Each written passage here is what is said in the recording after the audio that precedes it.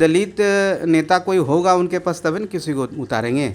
Bharatiya Janata party ने आदरणीय सुशील मोदी जी का चुनाव किया है, वो सबसे हम उपयुक्त व्यक्ति हैं और बिहार के विकास के लिए केंद्र में लड़ाई लड़ेंगे और आज उस केंद्र से जो भागीदारी बिहार को मिलना चाहिए, एक बिहार के प्रतिनिधि के तौर पर सबसे उपयुक्त व्यक्ति मैं उनको मान। किसान के साथ हम लोग भी खड़े हैं, जो भी उनसे होगा हम लोग सरकार से हम लोग की पहल है, हम लोग मिलजुल के बात करेंगे और विपक्ष भी अगर सपोर्ट करना चाहता है उसमें तो हम लोग उसका स्वागत करेंगे। नमस्कार, मेरा नाम केशव कुमार झा है और आप लाइव सिटीज़ देख रहे हैं। इस वक्त हमारे साथ बिहार सरकार के मंत्री संतोष कुमार मांझी जी हैं। सर, बिहार में जिस तरह से राज्यसभा के लिए उपचुनाव हो रहे हैं, सुशील कुमार मोदी के खिलाफ बिहार महागठबंधन ने कोई भी प्रत्याशी नहीं उतारा है। क्या आपको लग रहा है कि हार के डर से प्रत्याशी नहीं उतारे हैं महागठबंधन? इसमें लगने की कौन सी बात है? जब आपने गठबंधन से कोई उम्मीदवार नहीं उतारा है अपने तरफ से, तो जाहिर सी बात है आपने सरेंडर कर दिया। आपको लग गया कि अगर हम किसी प्रत्याशी को उतारेंगे भी तो हार तय है, और हार तय ही है। हमारे पास संख्या बल है, हम बहुमत में हैं, तो जीत हमारी होगी। तो अपनी इसलिए उन्होंने नहीं उतारा, अच्छी बात है। और मैं समझता हूँ कि ये लोकतांत्रिक व्यवस्था जो डेमोक्रेटिक सेटअप है बिहार में और एक स्वस्थ राजनीति के परिचायक है, मैं इसको अच्छा मानता हूँ और मैं समझता हूँ कि इसको आगे भी उनको फॉलो करना चाहिए।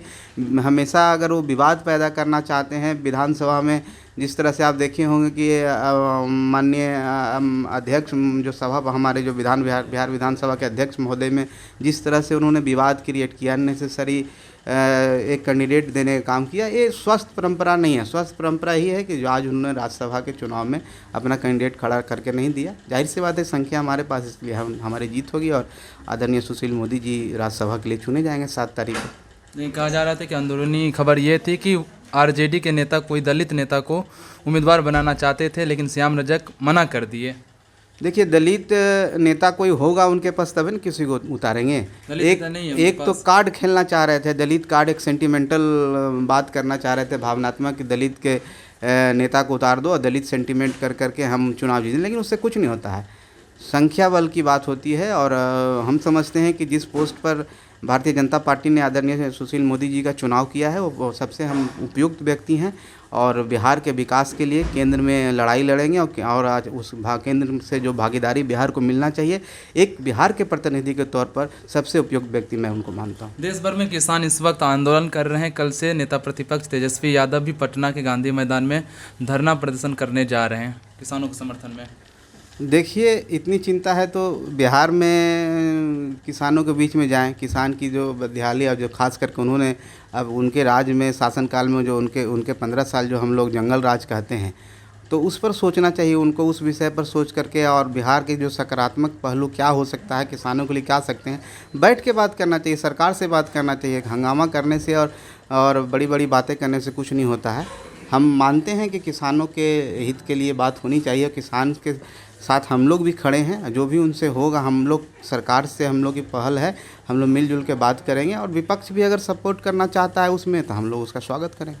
लेकिन जो किसान जो मांग कर रहे हैं वो सही है, किसानों का मांग आपके हिसाब से? देखिए, उस विषय पर मैं ज़्यादा नहीं जाना चाहता हूँ। बिहार के पर्सपेक्टिव में जो भी बातें हैं, हम लोग जो हमारा मंत्रालय मिला है, आदरणीय नीतीश कुमार जी को धन्यवाद देते हैं, वो किसान से ही केंद्रित है, क्योंकि सिंचाई हर खेत को पानी पहुँचाने की बात है और जब तक सिंचाई का साधन नहीं मुहैया किया जा सकता है तो किसान को खुशहाली नहीं होगी।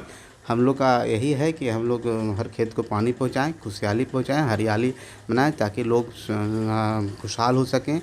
लोगों को जब किसान खुशहाल हो जाएगा तो देश खुशहाल होगा, राज्य खुशहाल होगा। आज से 2 दिवसीय यात्रा पे संघ प्रमुख मोहन भागवत पटना आ रहे हैं, पटना पहुंच चुके हैं, लेकिन विपक्ष के लोग जो आरजेडी और कांग्रेस के नेता हैं वो कह रहे हैं कि हिडन एजेंडा सेट करने के लिए आरएसएस प्रमुख आ रहे हैं पटना। देखिए, आप अगर कोई भी नेता, कोई भी लोग अगर बिहार जाते हैं तो इसमें हम नहीं समझते हैं कोई राजनीति करनी चाहिए विपक्ष को। हिडन एजेंडा तो वो माने कुछ निकालने की कोशिश कर रहे हैं, विवाद पैदा करने की कोशिश कर रहे हैं। अगर आदरणीय मोहन भागवत जी बिहार आ रहे हैं तो बिहार के लिए सकारात्मक पहलू भी होगा, कुछ बिहार के लिए अच्छी सोच लेके आ रहे हैं और उनकी अपनी सोच होगी। हम नहीं समझते हैं कि उसमें कोई विवाद और कोई बातें करनी चाहिए विपक्ष को। ये एक इंटरनल मामला है किसी पार्टी का, किसी संगठन का, एक इंटरनल मामला है। उनके प्रमुख अगर हमारे राज्य में आ रहे हैं तो उसका कोई कतई मतलब नहीं निकालना चाहिए। ये तो कतई मतलब निकालने का मतलब है कि एक विवाद पैदा कर करके लोगों को दिग्भ्रमित करना। लेकिन जनता सब समझ चुकी है, जनता ने जनादेश दिया है, जनता ने हमारा बहुमत दिया है। उनको उस पर विचार करना चाहिए कि हमसे कहाँ चूक हो गई है और आने वाला समय में किस तरह से हम काम करें ताकि जनता का हम विश्वास जीत सकें। और उसके लिए उन लोगों को सकारात्मक बात करनी चाहिए, सकारात्मक ऐसा दिखाना चाहिए कि हम भी आपके साथ हैं। ये नहीं है कि लाठी के बल पर बड़ी बड़ी बातें करके आप ये दिखाने की कोशिश कर रहे हैं कि हम आपके साथ हैं। लड़ाई झगड़ा करने से और बड़ी बड़ी बातें बोलने से कोई जनता का नहीं, काम करना पड़ेगा और काम दिखना चाहिए। तो साफ तौर से काम दिखना चाहिए। ये थे हमारे साथ बिहार सरकार के मंत्री संतोष मांझी। दिल्ली से केशव झा की रिपोर्ट, लाइव सिटीज़ के लिए।